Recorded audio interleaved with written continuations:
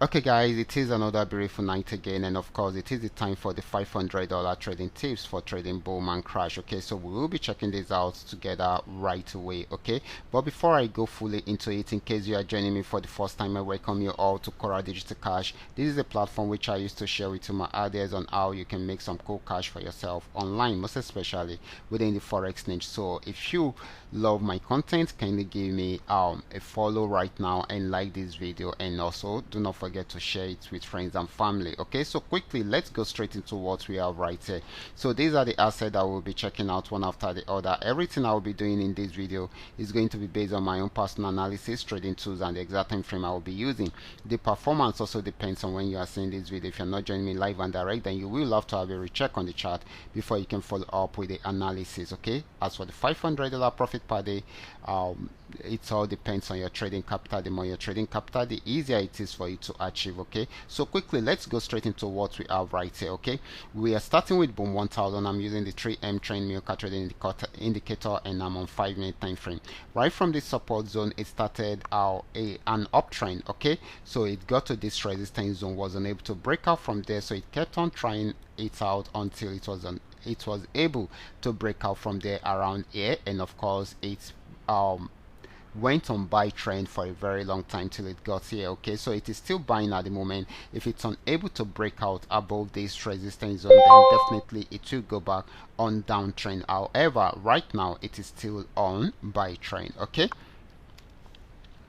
so the next asset is going to be boom 500. Let's check it out right away. Okay, so this is boom 500. It started a downtrend right from here, and of course you can see the red flag and the red arrows, and of course it kept on selling and selling. It has got into this support zone. If it's unable to break out below the support zone to go back on buy trend, however it is still selling at the moment until it is unable to break out below the support zone. That is when it's going to buy. Okay, so this is very important for us. Okay, so the next asset is going to be crash 1000. Let's check it out right away.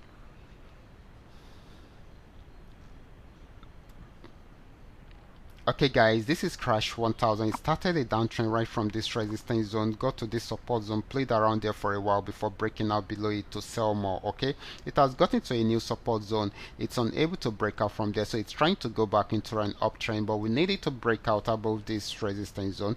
Once it breaks out above it, then it's going to buy more. Okay, so this is giving us more of a buying opportunity, most especially since it's unable to break out below the support zone, but if it breaks out below it, it will keep on selling. Okay, so you should take note of that. Okay, so this started an uptrend right from this support zone, and of course got to this region, had a major pullback, went back up to break out above it, and of course it has got into this region and it has not been able to break out from there. However, this is still much more on uptrend than a downtrend. Okay, so if it's unable to break out above this resistance zone, it's going to go back on downtrend, but if it breaks out above it, it will keep on buying. So this is still buying at the moment until it is unable to break out below, above the resistance zone. Okay, so the next asset is going to be volatility 75.